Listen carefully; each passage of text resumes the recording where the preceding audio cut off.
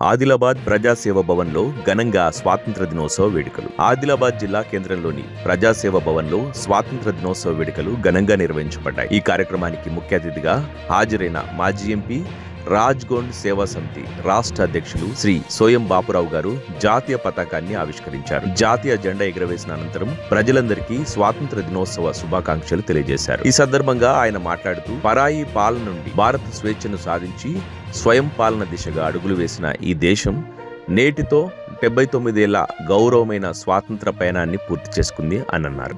దేశ స్వాతంత్రానికి పునాదులు వేసిన మహానుభావులు, త్యాగమూర్తులు, అమరవీరులు చేసిన త్యాగాలను మనం ఎప్పటికీ మరవలేం. వారి స్ఫూర్తిని నిలుపుకుంటూ ప్రతి పౌరుడిగా దేశాభివృద్ధికి సహకరించాలని పిలుపునిచ్చారు. ఈ వేడుకలో పలువురు సామాజిక కార్యకర్తలు, నాయకులు, ప్రజలు పాల్గొన్నారు.